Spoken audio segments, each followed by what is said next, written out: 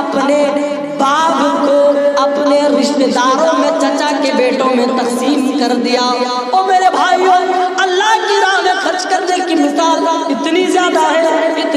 ہے اگر ہم گننے بیٹھ جائیں، اگر ہم بیان کرنے بیٹھ جائیں، اللہ کی قسم پوری رات بیت جائے۔ اللہ تعالیٰ نے اپنی راہ میں خرچ کرنے کی جو فضیلتیں بیان کی ہے، اگر وہ آیتیں آپ کے سامنے پڑھی جائیں، آپ کے سامنے بیان کی جائیں، اس کی فضیلتیں بیان کی جائیں، اس کا مقام و مرتبہ بیان کیا جائے، اللہ کی قسم پوری رات ختم ہو سکتی ہے، آیتوں کی تلاوتیں ختم نہیں ہو سکتی ہے۔ اتنی زیادہ آیتوں میں اللہ مومن کے اوصاف جہاں بھی اللہ نے ذکر کیا ہے، یہ تو ذکر کیا ہے اللہ نے جو کچھ روزی دی ہے، اللہ کی دی روزی میں سے وہ خرچ کرتے ہیں۔ او میرے بھائیوں آپ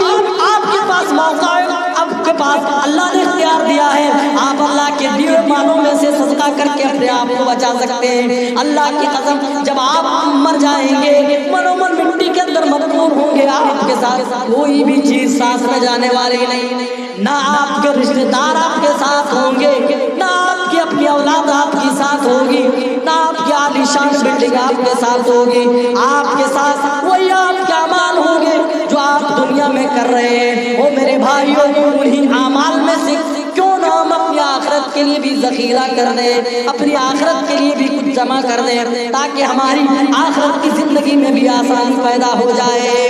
کیوں نہ ہم یہ کریں، کیوں نہ کریں؟ آج اللہ نے موقع دیا، اس موقع کو کیا ہم غنیمت نہ جانیں؟ او میرے بھائیوں رسول صلی اللہ علیہ وسلم نے تو یہ فرمایا تھا قرب قیامت اتنا زیادہ مال ہو جائے گا، ایک ہوائی چپل پہننے کی جن کے پاس پیسے نہ ہوتے تھے وہ چرواہے ننگے پیر چلنے والے یتطاولون فی البنیان، وہ عمارتیں تعمیر کرنے میں، بلڈنگیں بنوانے میں ایک دوسرے پر فخر کریں گے۔ آج ہو رہا کہ میری بلڈنگ اونچی، وہ تنائے میری بلڈنگ اونچی، میری گاڑی بڑی یا تیری گاڑی بڑی، یہی سب چل رہا ہے۔ یہی تو قیامت کی نشانی ہے۔ آپ نے مزید قیامت کی نشانی کو وضاحت کرتے ہوئے فرمایا لوگ عمارتیں بنوانے میں ایک دوسرے پر فخر کریں گے، اور آپ نے یہ بھی فرمایا مال و متاع کی کثرت ہوگی، اتنی زیادہ، ایک حدیث میں آپ نے فرمایا مال بہت زیادہ ہوگا، ہر کسی کے پاس ہوگا، اس لیے صدقات و خیرات قبول کرنے والا بھی کوئی نہ ہوگا۔ آج تو مدارس ہے اور غربا مساکین دوسرے لوگ بھی ہیں جو آپ کی زکات، آپ کے صدقات اور آپ کے عطیات کو قبول کر سکتے ہیں، لیکن آپ صلی اللہ علیہ وسلم فرماتے ہیں تم پر ایسا وقت ضرور آئے گا جب دولت کی کثرت اتنی زیادہ ہوگی، مال کی ریل پیل اس قدر ہوگی کہ لوگ کندھوں میں لاد کر مدرسوں میں جائیں گے، لیکن اس وقت مدرسے کا کوئی ناظم اس صدقے کو قبول کرنے والا نہ ہوگا۔ آج نظم پڑھ کر کے اعلان کر کے آپ سے مطالبہ کیا جاتا ہے بھائی دو اللہ کی راہ، لیکن قرب قیامت اتنا پیسہ ہوگا، ناظم صاحب کے پاس اتنا مال آ جائے گا، کسی سے چندہ کرنے کی ضرورت نہیں پڑے گی، لیکن ڈپریشن کا دل کے اندر سکون نہیں ہوگا، کسی کے دل میں بھی نہیں۔ اور آپ جانتے ہیں اللہ کے ذکر کے سوا دوسری چیز دلوں کو اطمینان نہیں دے سکتے۔ الا بذکر اللہ تطمئن القلوب، اللہ کے ذکر سے دلوں کو اطمینان دے سکتے۔ مال بہت ہوگا لیکن لوگ ڈپریشن کے شکار ہوگا۔ اگر کوئی شخص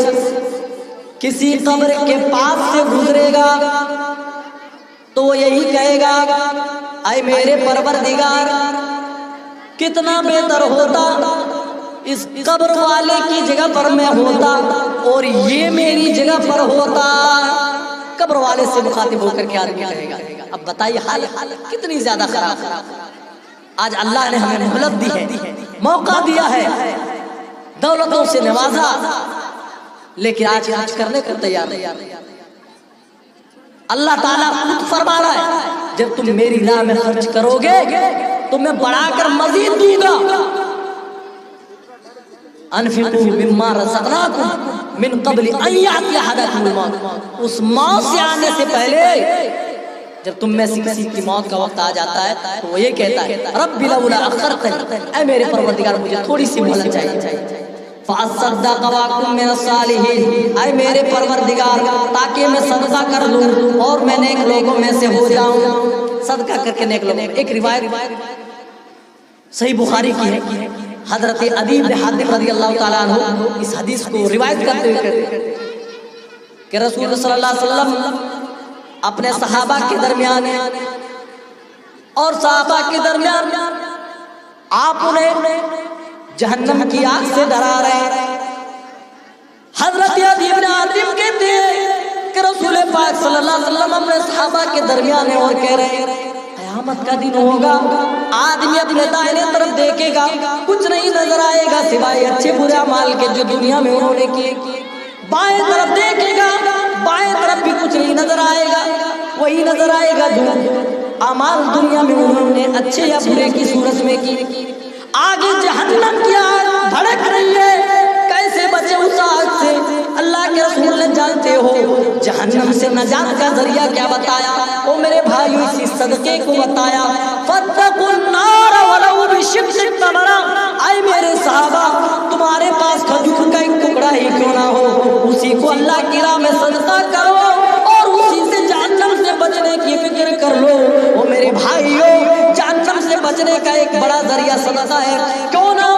اپنے اللہ کے دیے ہوئے مالوں کو خرچ کر کے اپنے آپ کو جہنم سے بچائے، کیوں نہ اپنے آپ کو جہنم سے ہم دور کر لیں۔ اللہ تعالیٰ تو اپنی راہ میں خرچ کیے ہوئے مالوں کی مثال کو دیتے ہوئے کہتا ہے اے میرے بندو تم میرے لیے 1 روپے دو گے تو میں تمہیں 7 روپے دوں گا، 100 روپے دو گے تو 700 روپے دوں گا۔ اللہ تعالیٰ اپنے وعدے کی خلاف ورزی نہیں کرتا۔ وَمَا تُقَدِّمُوا لِأَنفُسِكُم مِّن خَيْرٍ تَجِدُوهُ عِندَ اللَّهِ، تم جو بھی کار خیر آگے بھیجتے ہو اس صورت میں پاؤ گے کہ وہ بہت بہترین ہوگا، وہ خیرا وہ اعظم اجرا، اور اجر کے لحاظ سے وہ بہت بڑا ہوگا۔ الذین ينفقون اموالهم باللیل والنہار سرا وعلانیہ، کتنی آیتیں میرے بھائیوں، جن آیتوں میں اللہ تعالیٰ نے اپنے بندے کو اپنی راہ میں خرچ کرنے کی ترغیب دی ہے اور ان کو بتایا ہے کہ یہ دولت تمہارے پاس ہمیشہ رہنے والی نہیں، آج تمہارے پاس ہے کل تم مرو گے، منو من مٹی کے اندر مدفون ہو جاؤ گے، تمہارے